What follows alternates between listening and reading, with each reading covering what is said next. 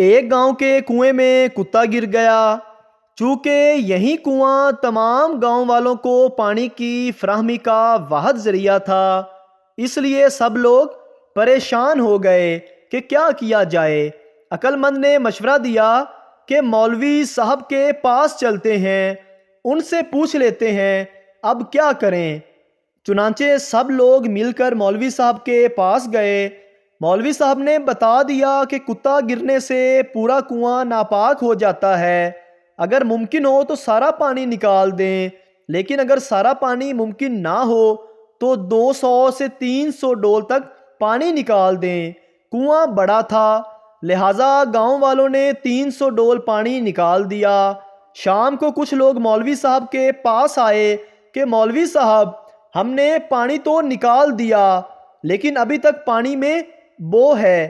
مولوی صاحب حیران ہو گئے، ایسا کیوں ہے؟ پوچھا، کنویں میں سے کتا تو نکال لیا تھا نا؟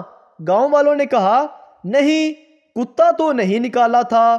مولوی صاحب نے سر پکڑ لیا کہ بھائی یہ تو ایک عام فہم بات ہے، جب تک کتا کنویں میں سے نہیں نکلے گا نیا پانی بھی ناپاک کرتا رہے گا، کیونکہ کتا ہی تو اصل وجہ ہے کنویں کی ناپاکی کا۔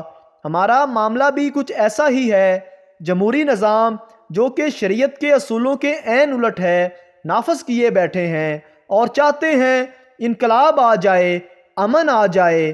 امن کیسے آئے گا جب اللہ کے فرشتے اس نظام پر لعنت بھیجتے ہوں جہاں اللہ کی حدود کو پامال کیا جاتا ہو۔ پرنام سنگھ نے نئی کار خریدی۔ پہلے روز ہی لانگ ڈرائیو کے لیے سڑک پر آ گیا۔ گھر سے تھوڑی دور ہی گیا تھا کہ کار ایک دودھ والے کی سائیکل سے ٹکرا گئی۔ دودھ بیچنے والا موٹا پہلوان تھا، وہ نیچے گرا، ہلکی پھلکی چوٹیں آئیں، دودھ سڑک پر بہہ گیا، سائیکل کا چمٹا ٹیڑھا ہو گیا۔ اتنی دیر میں پرنام سنگھ نے گاڑی روکی، پہلوان اٹھ کر اس تک پہنچ گیا۔ پرنام سنگھ کو گریبان سے کھینچ کر کار سے باہر نکالا اور خوب پھینٹی لگائی۔ اچھی طرح دھلائی کرنے کے بعد وہ پرنام سنگھ سے بولا، اے تے انہاں سٹاں دا حساب سی جیڑیاں مینوں لگیاں نے، میرا دودھ ڈلیا، سائیکل دا چمٹا ونگا ہویا اے، او دے بدلے میں تیری گڈی بھناں گا۔ یہ کہہ کر پہلوان نے ڈنڈا اٹھایا اور کار کی بتی توڑ دی۔ پرنام سنگھ منت سماجت کے لیے آگے بڑھا تو پہلوان نے زمین پر ایک لکیر کھینچی، پرنام سنگھ کو اس کے دوسری طرف کھڑا کیا اور کہنے لگا، مینوں آرام نال گڈی بھن لین دے، جے تو اے لکیر ٹپی تے میں تینوں بھن دیاں گا۔ یہ کہہ کر پہلوان جی نے گاڑی کی ایسی تیسی پھیرنا شروع کر دی۔ جب گاڑی کار سے بسکٹ بن گئی تو وہ واپس پلٹا تو دیکھا پرنام سنگھ کھڑا ہنس رہا تھا۔ پہلوان نے پوچھا، اوئے میں تیری گڈی بھن دتی، تو پھر بھی ہنس رہا ہے کیوں؟ پرنام سنگھ کہنے لگا، میں دس دینا پہلوان جی، مینوں مارو گے تے نہیں؟ پہلوان بولا، نہیں ماراں گا، تو گل دس۔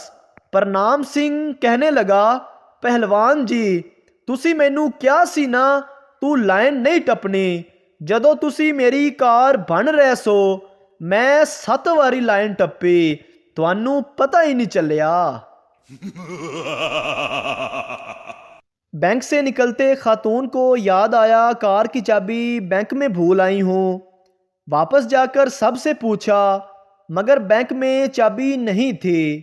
دوبارہ پرس چھان ماری، بعد میں یاد آیا چابی گاڑی میں رہ گئی تھی۔ بھاگم بھاگ پارکنگ میں پہنچی، گاڑی غائب تھی۔ پولیس کو فون کر کے گاڑی کا نمبر بتایا اور اعتراف کیا کہ چابی گاڑی میں رہ گئی تھی اور گاڑی چوری ہو گئی ہے۔ پھر تھوڑے اوسان بحال ہوئے تو دھڑکتے دل کے ساتھ میاں کو زندگی کی مشکل ترین کال کی اور اٹکتے اٹکتے بتایا، گاڑی چوری ہو گئی ہے۔ ادھر سے میاں جی گرجے، میں تمہیں بینک ڈراپ کر کے آیا تھا، تم گاڑی لے کر نہیں گئی تھی، خدا کا شکر ادا کیا اور میاں سے کہا آ کر مجھے لے جائیں۔ میاں جی بولے لے تو جاؤں، پہلے پولیس کو تو یقین دلا لوں کہ تمہاری کار میں نے چوری نہیں کی ہے، مجھے مرغا بنایا ہوا ہے۔ ایسی مصیبت سے بچنا ہے تو میوہ جات، شہد، کھجور اور زیتون کا تیل صرف خود نہ کھائیں بلکہ اپنے علاوہ اپنی بیگمات کو بھی کھلائیں۔ سیاحوں کا ایک گروپ مگر مچھوں کے فارم کا دورہ کر رہا تھا۔ وہ سب جھیل کے درمیان تیرنے والے جنگلے میں سوار تھے۔ فارم کے مالک نے بلند آواز میں اعلان کیا جو کوئی پانی میں چھلانگ لگا کر کنارے تک تیراکی کرے گا اسے $10 ملین ملیں گے۔ ہر طرف سناٹا چھا گیا۔ اچانک ایک آدمی نے پانی میں چھلانگ لگا دی۔ مگر مچھوں نے اس کا پیچھا کیا لیکن خوش قسمتی سے وہ محفوظ رہا۔ مالک نے اعلان کیا یہ شخص اعلان کردہ انعام کا حقدار ٹھہرا ہے۔ انعام حاصل کرنے کے بعد وہ شخص اور اس کی بیوی ہوٹل کے کمرے میں واپس گئے۔ اس شخص نے اپنی بیوی سے کہا میں نے خود چھلانگ نہیں لگائی تھی، کسی نے مجھے دھکا دیا تھا۔ اس کی بیوی مسکرائی اور سرد لہجے میں بولی وہ میں ہی تھی۔ یہ بات تب سے مشہور ہو گئی ہے کہ ہر کامیاب مرد کے پیچھے ہمیشہ ایک عورت کا ہاتھ ہوتا ہے، لیکن آج کل عورت ہاتھ ہی کامیاب مرد پر ڈالتی ہے۔ ایک آدمی کی بیوی کو ان کے ہی کتے نے کاٹ لیا اور وہ مر گئی۔ اس کی تعزیت کو لوگ آئے۔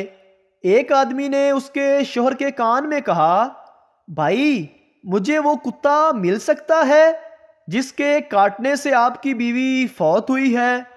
آدمی نے جواب دیا تمہیں کیا لگتا ہے یہ پورا شہر میری بیگم کی تعزیت کرنے آیا ہے؟ یہ سب بھی کتا ہی مانگنے آئے ہیں۔ ایک سردار خوف زدہ ہو کر بیمار ہو گیا۔